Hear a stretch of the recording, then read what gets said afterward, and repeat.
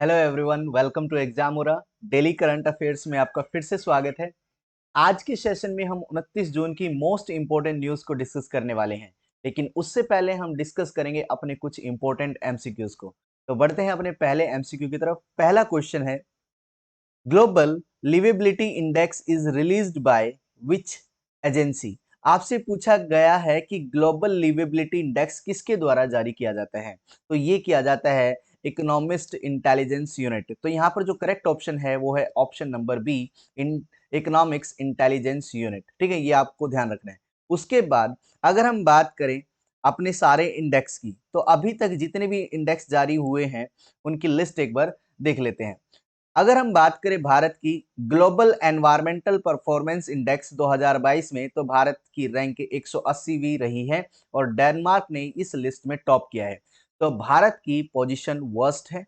ठीक है, भारत की जो रैंकिंग रही है यहाँ पर ग्लोबल एनवायरमेंटल परफॉर्मेंस इंडेक्स में, वो वर्स्ट रही है, सबसे लास्ट रही है, 180वीं पोजीशन रही है। ये आपको ध्यान रखना है। उसके बाद IMD वर्ल्ड कॉम्पिटिटिवनेस इंडेक्स, ये आपसे किसी भी एग्जाम में पूछा जा सकता है, बहुत ही इंपॉर्टेंट है। तो ये जो भारत की रैंक रही है वो 37th रही है, यानी 37वीं रैंक रही है। डेनमार्क ने यहाँ पर भी टॉप किया है।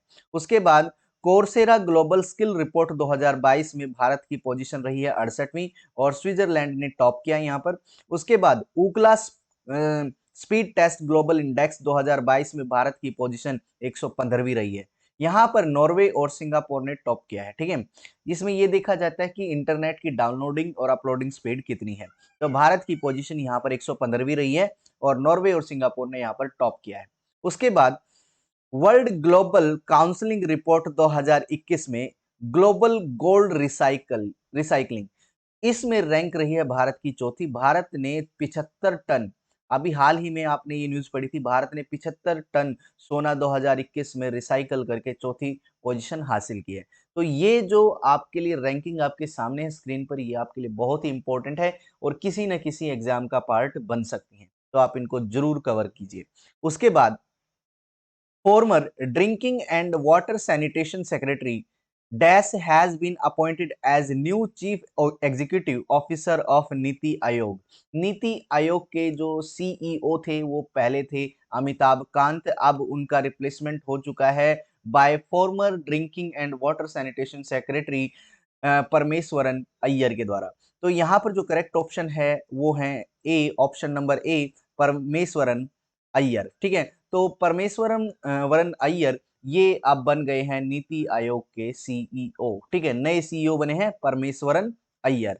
उसके बाद अगर हम बात करें तो वेरियस अपॉइंटमेंट्स की जो कि हाल ही में हुई हैं, तो एक बार देख लेते हैं कौन कौन सी अपॉइंटमेंट अभी हाल ही में यहाँ पर भारत में हुई हैं। तो देखते हैं, inter national institute of public finance and policy, ये NIPFP, इसके जो अध्यक्ष बने हैं वो हैं आर कविता राव। ठीक है, ये आपसे पूछा जा सकता है।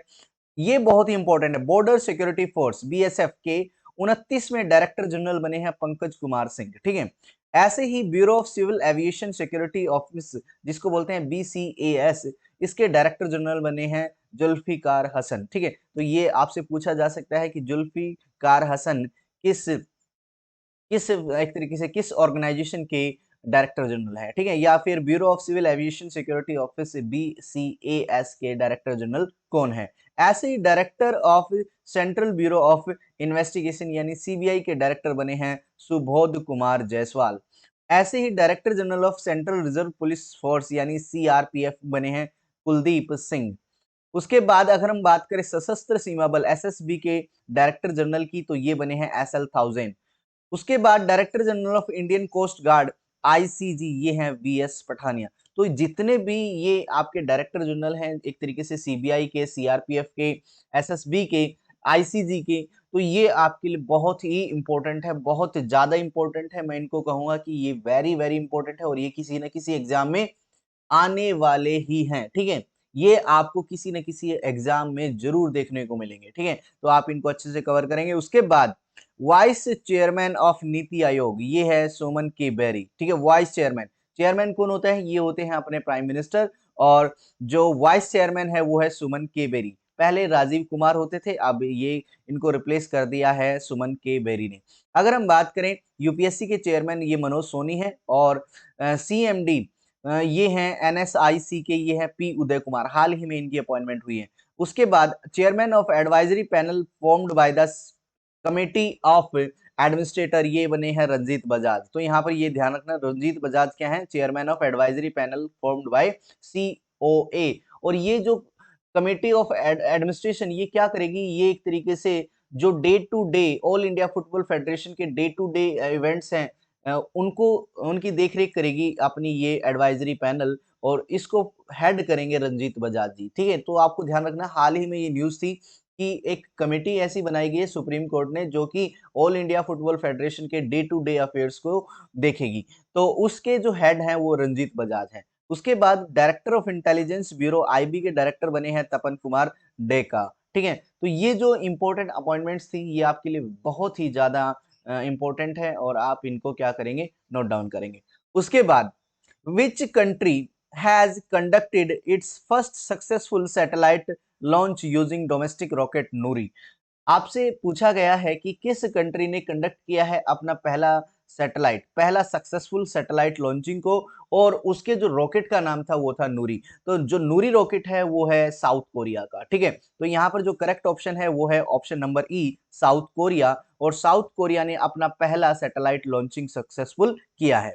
उसके बाद which country has launched a new batch of 3 Yogan 35 remote sensing satellite recently। देखिए योगन, जो योगन सैटेलाइट है वो चाइना का सैटेलाइट है, ये आप ध्यान रखेंगे। तो यहाँ पर जो 3 योगन 35 रिमोट सेंसिंग सैटेलाइट है वो हाल ही में चाइना ने लॉन्च किया है। तो यहाँ पर जो करेक्ट ऑप्शन रहेगा वो रहेगा चाइना। तो यहाँ पर ऑप्शन नंबर ए यहाँ पर करेक्ट ऑप्शन है चाइना। उसके बाद Chennai based drone startup Garuda aerospace has partnered with which country's drone solution company to set up the first international drone factory। देखिए हाल ही में जो इंडिया बेस्ड एक ड्रोन मैन्युफैक्चरिंग कंपनी है जिसका नाम है गरुड़ा एरोस्पेस, तो गरुड़ा एरोस्पेस ने मलेशिया में अपना एक मैन्युफैक्चरिंग प्लांट खोलने की सोची है, और यही आपसे पूछा गया है कि गरुड़ा एरोस्पेस ने किस कंट्री के ड्रोन सॉल्यूशन कंपनी के साथ समझौता किया है और वहां पर इन्वेस्ट करेगा कुछ पैसा। ठीक है, तो यहाँ पर ये मलेशिया जो कंट्री है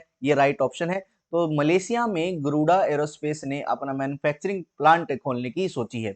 उसके बाद which bank launched a digital platform campus power first of its kind to address the need of student aspiring to pursue higher education in India and abroad। देखिए हाल ही में एक बैंक है जिसने कैंपस पावर प्लेटफॉर्म को launch किया है, और कैंपस पावर जो प्लेटफॉर्म है, पोर्टल है, उसमें कुछ स्टूडेंट्स जो कि इंडिया में रहकर या इंडिया से बाहर जाकर क्या कर सकते हैं, हायर एजुकेशन पाना चाहते हैं, तो उनको वो असिस्ट करेगा एक तरीके से फाइनेंशियली भी, और उनको गाइडेंस देगा कि कैसे आप अब्रॉड जा सकते हैं और अपनी हायर एजुकेशन कंटिन्यू कर सकते हैं, परस्यू कर सकते हैं।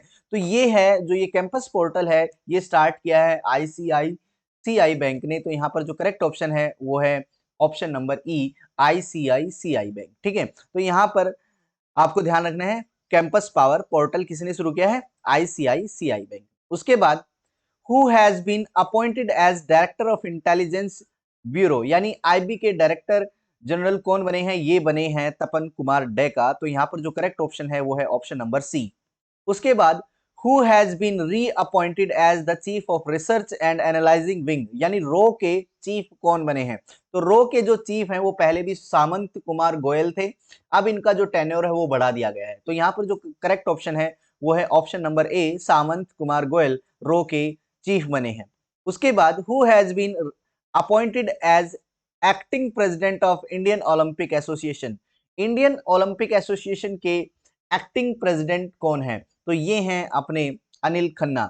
अनिल खन्ना को हाल ही में क्या है अपॉइंट किया गया है as a president of Indian Olympic association. ठीक है, उसके बाद which of the following Indian state based public transport service has been honored with prestigious UN Public Service Award 2022।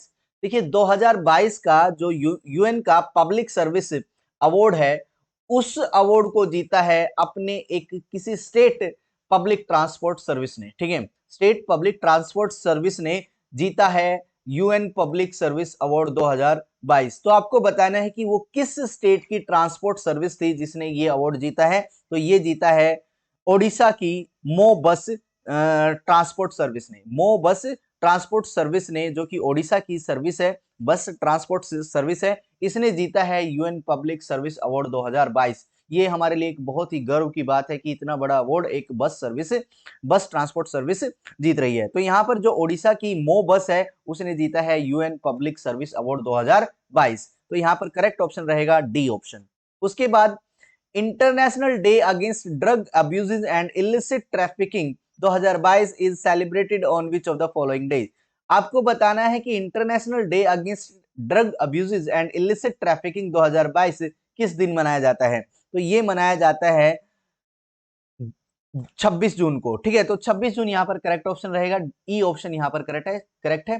जो 26 जून है उसको मनाया जाता है नशीली दवाओं के दुरुपयोग और अवैध तस्करी के खिलाफ अंतरराष्ट्रीय दिवस मनाया जाता है। ठीक है, ये आपको ध्यान रखना है। उसके बाद during which festival in Goa people wears crown of fresh fruit and wild flower traditionally called Kopel to celebrate the occasion. देखिए, आपको बताना है कि गोवा में एक फेस्टिवल मनाया जाता है जिसमें लोग क्या पहनते हैं, जंगली फूलों और ताजे फलों से बने मुकुट पहनते हैं। वहां के लोग एक फेस्टिवल, एक किसी स्टेट में एक फेस्टिवल मनाया जाता है जिस फेस्टिवल में क्या है, लोग फलों से बने हुए और फूलों से बने हुए ताज पहनते हैं। ठीक है, और जिसे वहां की स्थानीय रूप से, पारंपरिक रूप से कोपेल के नाम से जाना जाता है। तो आपको बताना है वो फेस्टिवल कौन सा है जिसमें ये सब किया जाता है। वो फेस्टिवल का नाम है साओ जाओ। तो यहाँ पर जो करेक्ट ऑप्शन है वो है ऑप्शन नंबर सी, साओ जाओ। गोवा का फेस्टिवल है जिसमें ताजे फलों और फूलों के बने हुए ताज पहने जाते हैं। ठीक है, जिन्हें कोपेल कहा जाता है। उसके बाद recently union minister Nitin Gadkari has approved draft GSR notification to introduce Bharat NCAP, NCAP भी बोल सकते हैं। ठीक है, Bharat NCAP. What does A stand for NCAP? तो ये जो ए स्टैंड करता है यहाँ पर वो असेसमेंट है, यानी न्यू कार असेसमेंट प्रोग्राम। तो यहाँ पर जो करेक्ट ऑप्शन है वो है ऑप्शन नंबर बी, असेसमेंट। ठीक है, तो आप एनकैप की फुल फॉर्म भी आपसे पूछी जा सकती है, न्यू कार असेसमेंट प्रोग्राम।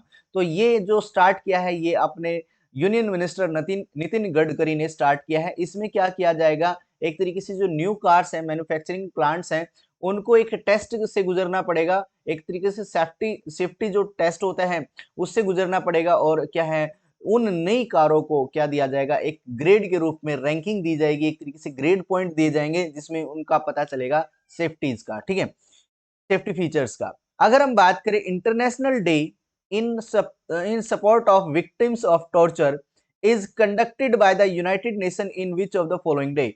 आपको बताना है संयुक्त राष्ट्र द्वारा अत्याचार के पीड़ितों के समर्थन में अंतरराष्ट्रीय दिवस निम्नलिखित में से किस दिन मनाया जाता है। तो ये मनाया जाता है अपना 26 जून को। तो आपको यहाँ पर ध्यान रखना है कि 26 जून को मनाया जाता है international day in support of victims of torture. ठीक है, ये आपको ध्यान रखना है। उसके बाद micro small and medium size enterprises day is celebrated on which of the following day. ठीक है, तो आपको बताना है कि micro small and medium size enterprises जो होते हैं उनके लिए एक अंतरराष्ट्रीय दिवस मनाया जाता है। किस दिन मनाया जाता है? ये मनाया जाता है 27 जून को। तो यहाँ पर जो करेक्ट ऑप्शन है वो है ऑप्शन नंबर डी। उसके बाद हम बढ़ते हैं अपनी पहली न्यूज की तरफ, देखते हैं पहली न्यूज क्या है। देखिए, S M Krishna and Narayana Murthy और प्रकाश पादुकोण ये सिलेक्ट हुए हैं as a Kempegowda international awardee. ठीक है, अगर हम बात करें केम्पेगौड़ा, इस साल का केम्पेगौड़ा इंटरनेशनल अवार्ड किनको मिला है, तो ये मिला है एस एम कृष्णा को, नारायण मूर्ति को और प्रकाश पादुकोण को। इन तीन व्यक्तियों को चुना गया है केम्पेगौड़ा इंटरनेशनल अवार्ड के लिए। अगर हम बात करें former Karnataka chief minister S M Krishna, जो एस एम कृष्णा है वो कर्नाटका के चीफ मिनिस्टर हैं, फॉर्मर चीफ मिनिस्टर है। Infosys founder and IT industry veteran N R Narayana Murthy हैं। ठीक है, ये आपसे पूछा जा सकता है एन आर नारायण मूर्ति कौन है, तो ये इन्फोसिस के फाउंडर हैं। और ऐसे ही प्रकाश पादुकोण जो कि एक बैडमिंटन प्लेयर हैं, इनको चुना गया है द केम्पेगौड़ा इंटरनेशनल अवार्ड के लिए। ठीक है, आपको ध्यान रखना है। अगर हम बात करें तो इस अवार्ड को दिया है चीफ मिनिस्टर बसवराज बोमई के द्वारा, और ये इसका कितना 513वां बर्थ एनिवर्सरी थी केम्पेगौड़ा की। ठीक है, जो केम्पेगौड़ा है जो कर्नाटका में एक तरीके से लॉर्ड माने जा सकते हैं। तो जो कर्नाटका में केम्पेगौड़ा है उनकी 513वीं बर्थ एनिवर्सरी पर ये अवार्ड से क्या है डिस्ट्रीब्यूट किए गए हैं। उसके बाद IRS officer Nitin Gupta named as the new chairman of CBDT। ये देखिए बहुत ही इंपॉर्टेंट न्यूज है और आपसे ये पूछी जा सकती है, ये अपॉइंटमेंट के रिगार्डिंग न्यूज जो है वो बहुत ही इंपॉर्टेंट है और किसी न किसी एग्जाम का पार्ट बनने वाली ही है। ठीक है, तो यहां पर बढ़ते हैं। देखिए IRS officer Nitin Gupta has been appointed as the new central board of direct taxes chairman. अगर आपसे पूछा जाए कि central board of direct taxes के चेयरमैन कौन है, तो कौन बने हैं? नितिन गुप्ता बने हैं। ठीक है, तो ये क्वेश्चन अपॉइंटमेंट से रिगार्डिंग है और अपने एक तरीके से हु इज हु एक टॉपिक आता है, हु इज हु, वहां से भी ये कनेक्ट हो सकता है। तो आपसे पूछा जा सकता है कि central board of direct taxes यानी CBDT के चेयरमैन कौन है? ये है नितिन गुप्ता। अगर हम बात करें ये 1986 के बैच के क्या है, एक IRS है यानी इंडियन रेवेन्यू सर्विसेज ऑफिसर है। अगर हम बात करें central board of direct taxes की, इसकी स्थापना हुई थी 1963 में, इसका हेडक्वार्टर नई दिल्ली में है और इसके चेयरमैन आप बने हैं नितिन गुप्ता। और ये किस मिनिस्ट्री के अंडर आता है, ये आपसे पूछा जा सकता है कि CBDT यानी central board of direct taxes ये किस मिनिस्ट्री के अंडर आता है? ये आता है मिनिस्ट्री ऑफ फाइनेंस के अंडर। ठीक है, ये आपसे पूछा जा सकता है। उसके बाद Vijay Amritraj honoured with golden achievement award by ITF। देखिए बहुत ही इंपॉर्टेंट न्यूज है और इसके बारे में पढ़ते हैं। Indian tennis great Vijay Amritraj, देखिए Indian tennis great Vijay Amritraj को इनका नाम लिया गया है 2021 के लिए गोल्डन अचीवमेंट अवार्ड के लिए। ठीक है, bye international tennis hall of the fame and international tennis federation. देखो ITF है ना, जो ITF का मतलब होता है इंटरनेशनल टेनिस फेडरेशन के द्वारा जो विजय अमृतराज है, भारतीय टेनिस ग्रेट हैं, एक तरीके से टेनिस प्लेयर रहे हैं, तो इनको गोल्डन अचीवमेंट अवार्ड के लिए चुना गया है। ठीक है, golden achievement award by the international tennis hall of the fame.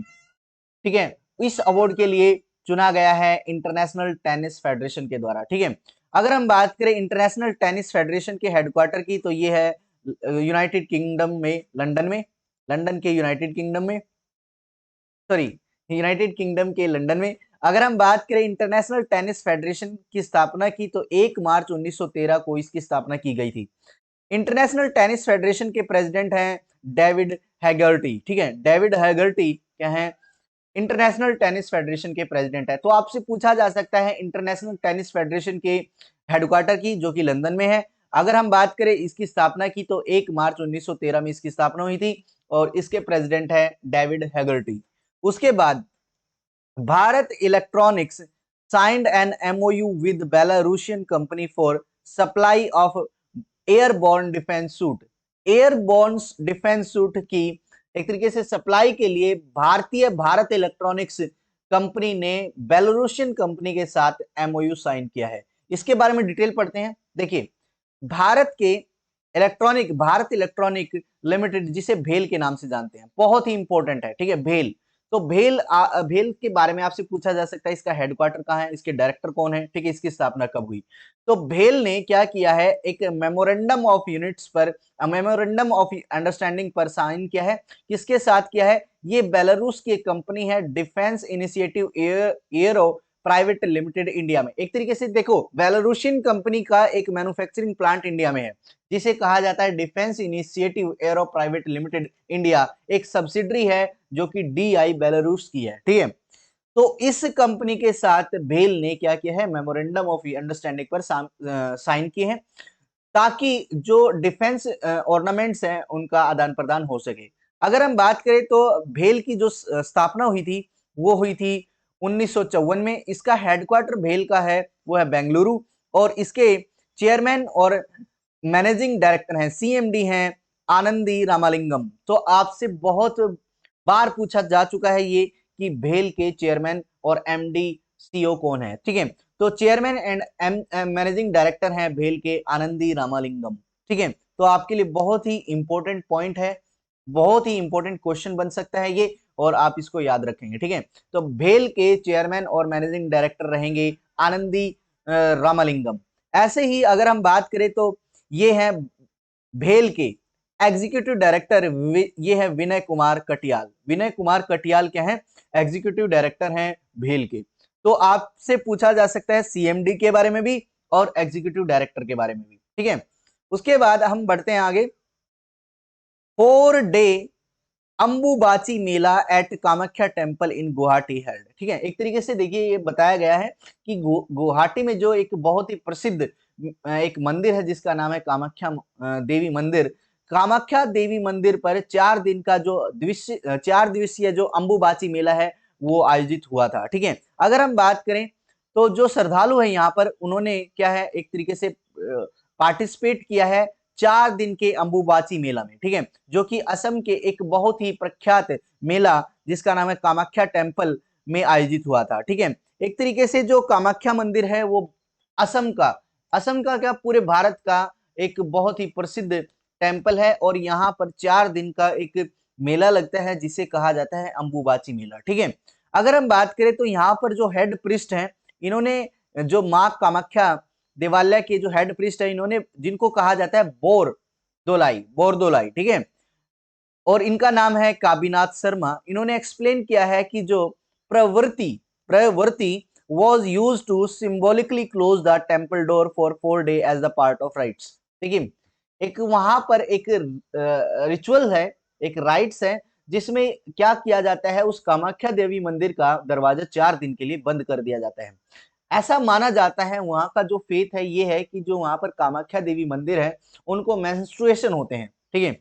Menstruation के दौरान वो 4 दिन तक दरवाजा बंद रखा जाता है, ठीक है, ऐसा माना जाता है और ऐसा विश्वास भी किया जाता है, ठीक है। ऐसा माना भी जाता है और विश्वास भी किया जाता है कि सच में मेंस्ट्रुएशन होते हैं कामाख्या देवी माँ को, ठीक है। अगर हम बात करें तो जो बारदोलाई है उन्होंने एक्सप्लेन किया है जो क्लोजिंग है डोर की, ठीक है, कामाख्या देवी टेम्पल के जो डोर की क्लोजिंग है उसको प्रवृत्ति के नाम से सिंबॉलिकली एक तरीके से पहचाना जाता है, ठीक है। अगर हम प्रवृत्ति शब्द जानेंगे तो इसका मतलब है closing of Kamakhya Devi temple, ठीक है, प्रवृत्ति, ठीक है, ये आप ध्यान रखेंगे। उसके बाद Tata power commission India's largest floating solar power project.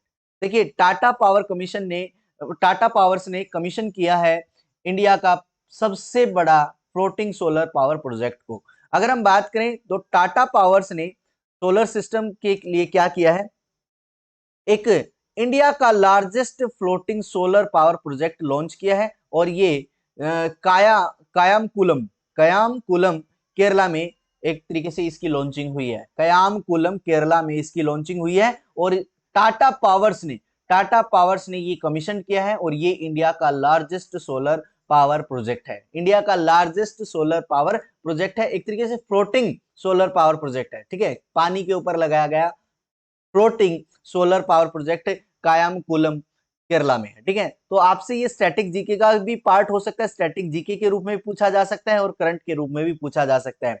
अगर हम बात करें Tata power solar system headquarter ये मुंबई में है और इसकी स्थापना हुई थी 1989 में। 1989 में इसकी स्थापना हो गई थी टाटा पावर्स की और इन्होंने अब कायमकुलम केरला में इंडिया का largest floating solar power project launch किया है। उसके बाद आरबीआई ने अप्रूव किया है, क्या अप्रूव किया है कि SBI establishment of operation support subsidiary.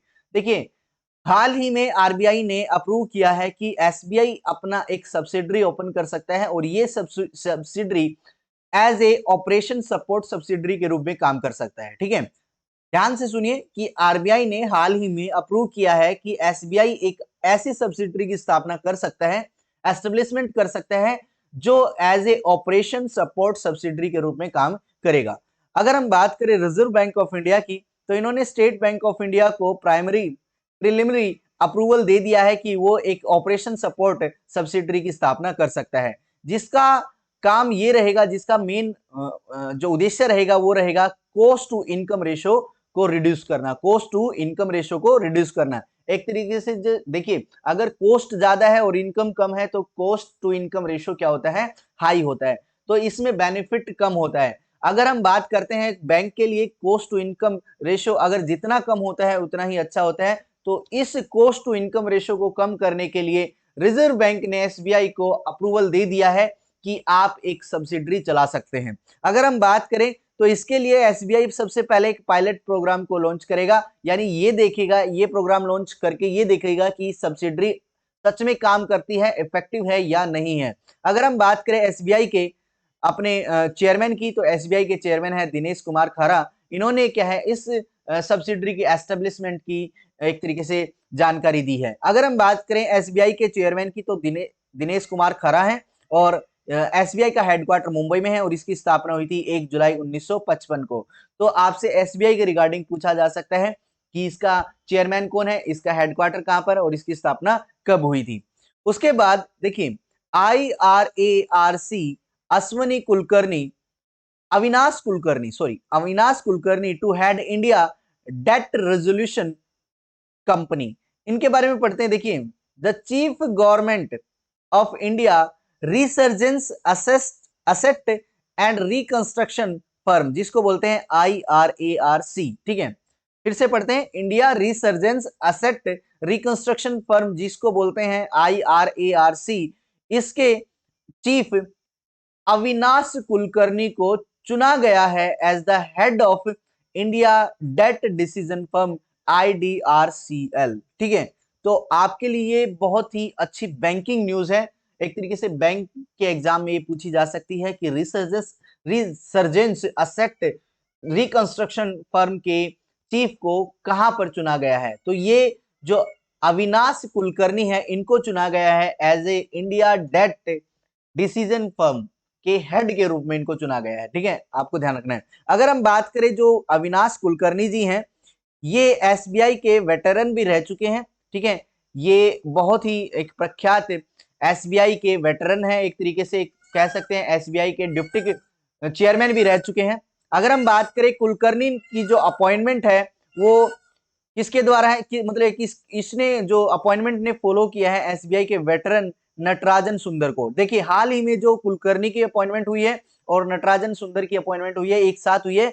Natarajan सुंदर को CEO of national asset reconstruction company limited के सीईओ के रूप में चुना गया है। ठीक है, एक तरीके से अगर हम बात करें सीईओ कौन है, national asset reconstruction company limited के NARCL के, ये हैं अपने नटराजन सुंदर। और अगर हम बात करें हेड की, तो India resurgence asset reconstruction firm के जो एक तरीके से चीफ हैं वो कौन है, अविनाश कुलकर्णी।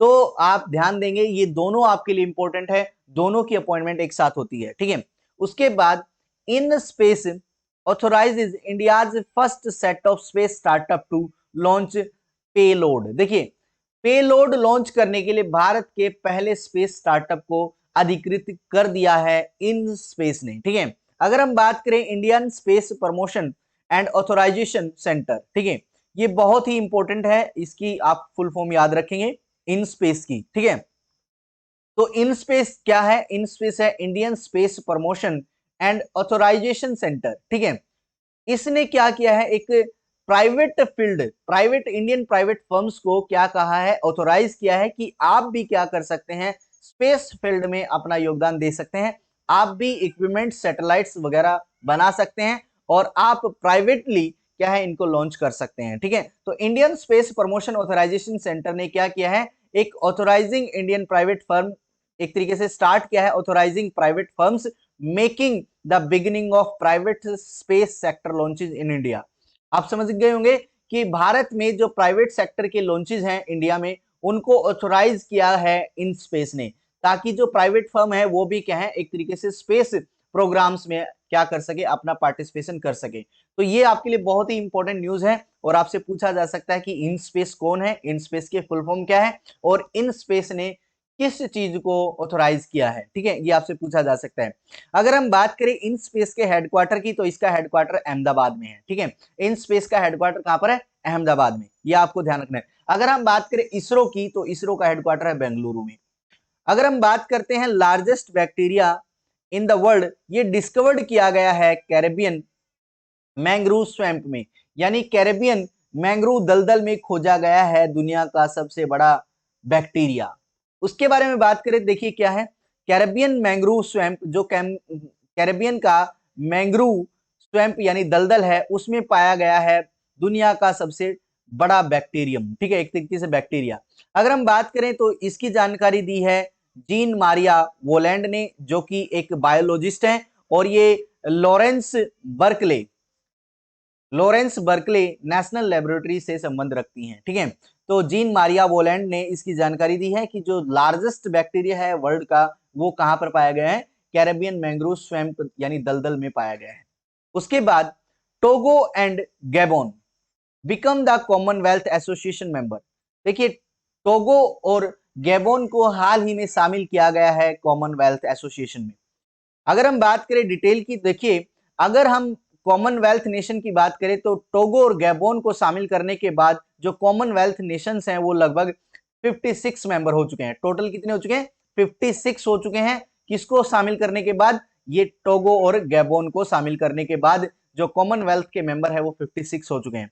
अगर हम बात करें तो जो ये डिक्लेरेशन हुआ टोगो और गैबोन को कॉमनवेल्थ एसोसिएशन में शामिल करने का, ये डिसीजन लिया है रवांडा के प्रेसिडेंट पॉल कगामे ने, और ये केगाली में डिसीजन लिया गया है, जो कि कंट्री की कैपिटल है। ठीक है, यानी रवांडा जो कंट्री है उसकी जो कैपिटल है केगाली, उसमें ये डिसीजन लिया गया है, और ये लिया गया है प्रेसिडेंट पॉल कगामे ने। ठीक है, प्रेसिडेंट पॉल कगामे ने क्या है, ये डिसीजन लिया है कि गैबून और एक तरीके से टोगो को क्या है, कॉमनवेल्थ नेशंस की एसोसिएशन में ऐड किया जाएगा। अगर हम बात करें कॉमनवेल्थ एसोसिएशन के सेक्रेटरी जनरल की, ये है पैट्रिशिया स्कॉटलैंड। अगर हम बात करें रवांडा के प्रेसिडेंट की, ये है पॉल कगामे। गैबोन के प्रेसिडेंट की, ये है अली बोंगो। और टोगो के प्रेसिडेंट है फोरे गनासिंगबे। ठीक है, तो आप याद रखेंगे नासिंगबे बोल सकते हैं, जी यहाँ पर साइलेंट हो सकता है, तो यहाँ पर फोरे नासिंगबे क्या है, टोगो के प्रेसिडेंट है। तो यहाँ पर मैंने प्रेसिडेंट इसलिए काउंट किए हैं क्योंकि जो एसोसिएशंस हैं उन पर जो डिसीजन लिया जाएगा, कॉमनवेल्थ नेशंस के जो एसोसिएशन पर डिसीजन लिया जाएगा वो प्रेसिडेंट के द्वारा लिया जाएगा। ठीक है, मैं यहाँ पर ऐड कर सकता था रवांडा, गैबून और टोगो की कैपिटल एंड करेंसी भी। तो आपके लिए टास्क ऑफ द डे ये है कि आप क्या करेंगे, जो प्रेसिडेंट है, सॉरी, रवांडा है, गैबोन है और टोगो है, इनकी क्या देखेंगे, कैपिटल और करेंसी देखेंगे। ठीक है, ये आपका टास्क रहेगा। अगर हम बात करें नेक्स्ट न्यूज की, तो नेक्स्ट न्यूज है नवजीत ढिल्लों इन्होंने जीता है gold medal in discus throw at Kosanov memorial 2022। ठीक है, कोसानो मेमोरियल 2022 में अपने एक भारतीय discus throw player Navjeet Dhillon ने गोल्ड मेडल जीता है। अगर हम बात करें Indian women's discus thrower Navjeet Dhillon जो कि भारतीय महिला डिस्कस थ्रोवर है, इन्होंने जीता है कोसानो मेमोरियल 2022 एथलेटिक मीट्स में, जो कि अलमत्ती कजाकिस्तान में आयोजित हो रही थी, वहां पर इन्होंने गोल्ड मेडल जीता है। ठीक है, आपको ध्यान रखना है, अलमत्ती कजाकिस्तान में आयोजित हो रही कोसानो मेमोरियल 2022 में क्या है, नवजीत ढिल्लों जो कि अपनी भारतीय महिला डिस्कस थ्रोवर है, इन्होंने गोल्ड मेडल जीता है। तो आपके लिए ये क्वेश्चन इंपॉर्टेंट हो जाता है। यहाँ पर 3 क्वेश्चन बनते हैं कि कोसानो मेमोरियल 2022 का जो एथलेटिक्स का जो आयोजन है वो कहां पर हो रहा था, ये अलमत्ती कजाकिस्तान में हो रहा था। यहाँ पर किस भारतीय महिला डिस्कस थ्रोवर ने गोल्ड मेडल जीता है, ये जीता है नवजीत ढिल्लों ने। और एक क्वेश्चन ये भी पूछा जा सकता है कि नवजीत ढिल्लों किस खेल से संबंधित है, तो नवजीत ढिल्लों ये डिस्कस थ्रो से संबंधित है, आपको ध्यान रखना है। अगर हम बात करें तो वहां की जो लोकल, एक तरीके से हम कह सकते हैं कि कजाकिस्तान की एक लोकल एथलीट थी जिसका नाम था करीना वैसिलिएवा। इन्होंने 44.61 मीटर डिस्कस थ्रो करके क्या किया है, एक तरीके से 3rd नंबर पर रही है। और उज्बेकिस्तान की जो यूलियाना और स्कूकीना इन्होंने कितना है 40.48 मीटर एक तरीके से डिस्कस थ्रो करके नवजीत ढिल्लों को फॉलो किया है। ठीक है, एक तरीके से 2nd नंबर पर क्या है, कैरिना वैसिलिएवा है, और तीसरे नंबर पर है यूलियाना स्कूकीना। ठीक है, ये आपको ध्यान रखना है। तो ये जो खिलाड़ी हैं, ये भी आपसे पूछे जा सकते हैं। इंपॉर्टेंट यहाँ पर नवजीत ढिल्लों रहेगी, ठीक है। उसके बाद है Indian international weight lifting federation choose Mohammed Jaloud as president 2022। देखिए 2022 के लिए जो इंडियन नहीं, इंटरनेशनल वेट लिफ्टिंग फेडरेशन है, उसने मोहम्मद जलूद को एज ए अध्यक्ष, एज ए चेयरमैन चुना है, एज ए प्रेसिडेंट चुना है।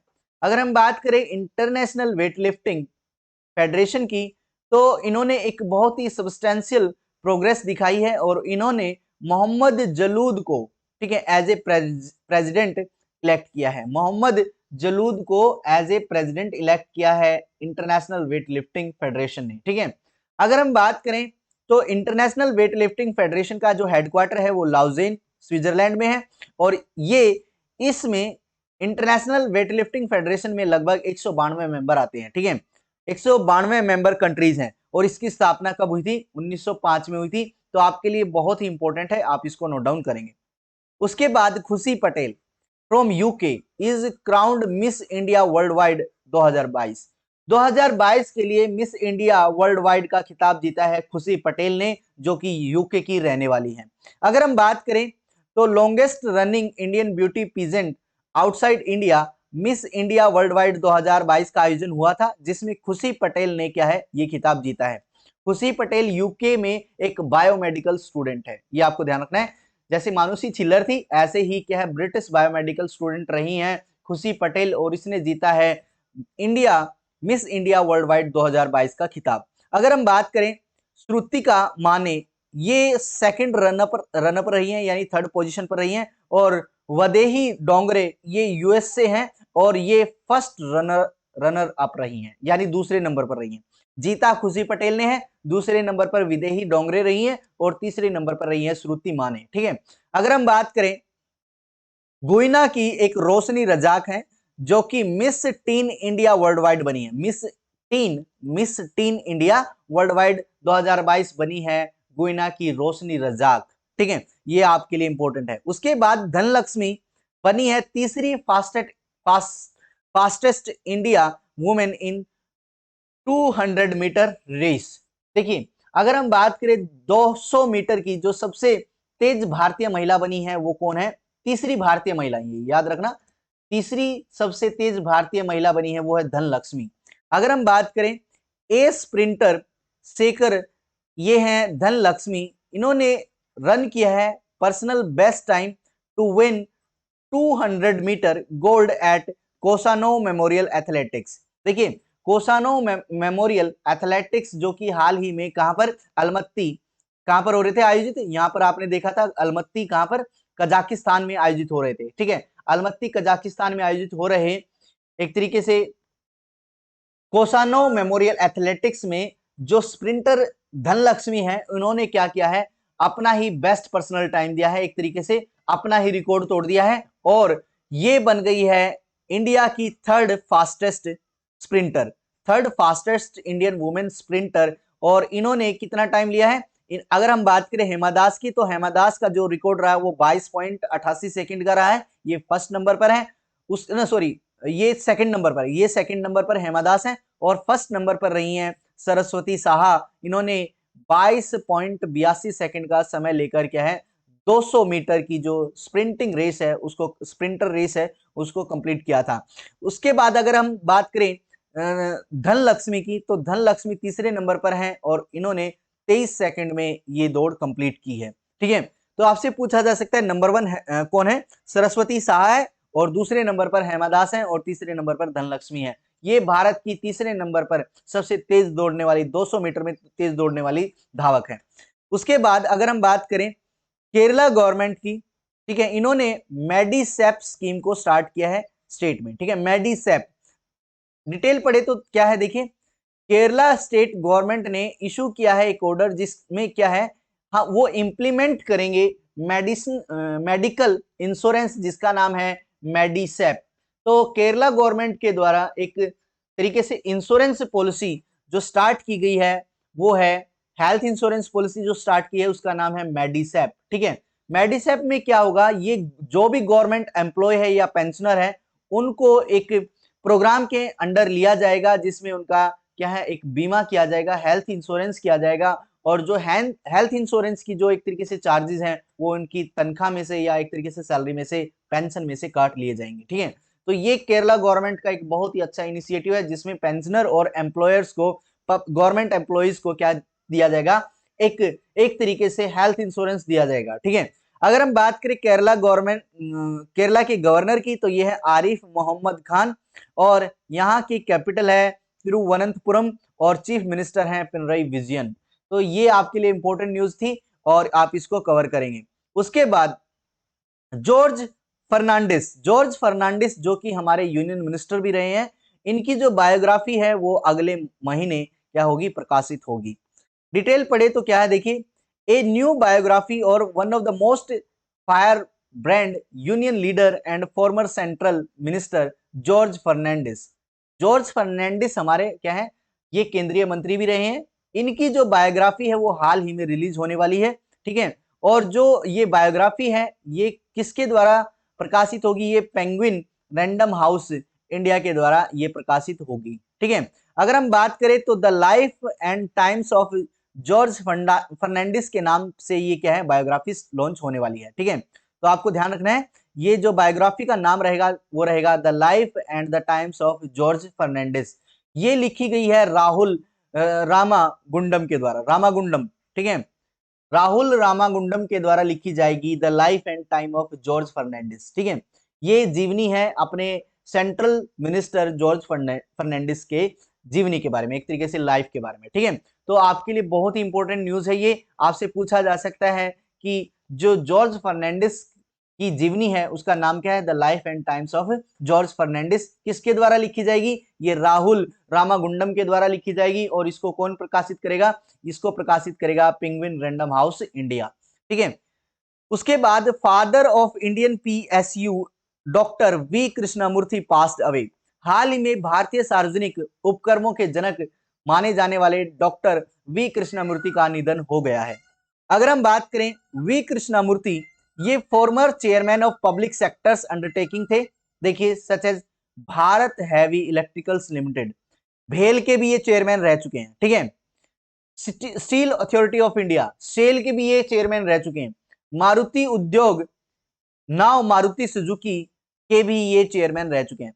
तो पब्लिक सेक्टर अंडरटेकिंग्स हैं सच एज भेल, सेल एंड मारुति उद्योग, इनके ये चेयरमैन रह चुके हैं वी कृष्णमूर्ति, और इनका हाल ही में निधन हो गया है।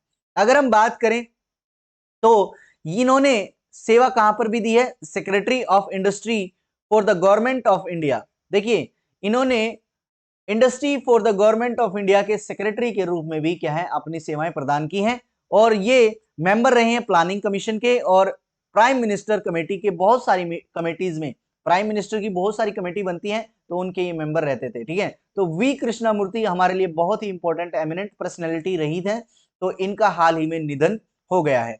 अगर हम बात करें तो इनको पद्मश्री भी मिल चुका था, पद्म भूषण भी और पद्म विभूषण भी इनको दिया गया था इनकी सर्विस के लिए। ये थी आज की न्यूज। आई होप सारी न्यूज आपको अच्छी लगी हैं और ये सेशन आपको अच्छा लगता है।